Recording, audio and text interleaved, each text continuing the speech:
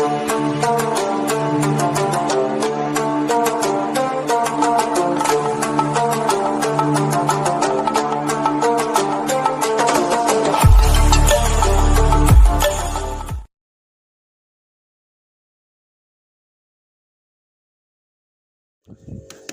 আলাইকুম রহমতুল্লাহ। কাছে দূরে যেখান থেকে আমাদের এই চ্যানেলটি দেখছেন সকলকে অসংখ্য মোবারকবাদ।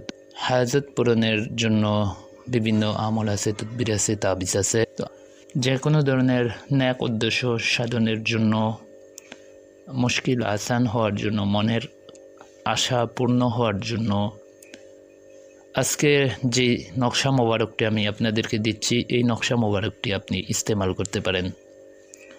এই নকশা মোবারকটি হলো হরফে মুকাত্তাতের একটি নকশা। হরফে মুকাত্তাত দিয়ে কি হয় এটা কম বেশ সকলেরই জানা আছে যারা এই লাইনে গাড়াগাড়ি করেন। হরফে মুকাত্তাত যদি আপনি আপনার সাথে রাখেন তাহলে সবচেয়ে বড় যে ফায়দাটা সেটা হলো হাজত পূরণ হয়। ঠিক আছে, হাজত পূরণের জন্য হরফে মুকাত্তাত অত্যন্ত কার্যকরী। তো হরফে মুকাত্তাত কোরআন শরীফের যে হরফগুলো আছে, 14টি হরফ এখানে দেওয়া আছে, দেখেন নকশা এবং চারদিকে গোল করে হরফে মুকাত্তাত লেখা আছে। তো এই নকশাটি আমি বহুবার পরীক্ষা করেছি, অত্যন্ত ক্রিয়াশীল এই নকশাটি আপনি যে কোনো বৃহস্পতিবার দিন লিখে নেবেন।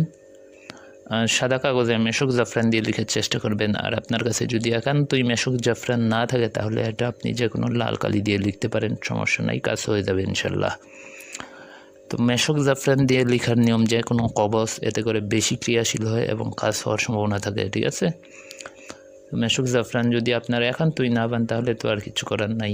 তো এটা লেখার পরে আপনি এটাতে আগরবাতির ধোঁয়া দিবেন, দামি আগরবাতি অথবা লোবানের ধোঁয়া দিবেন সুন্দর করে।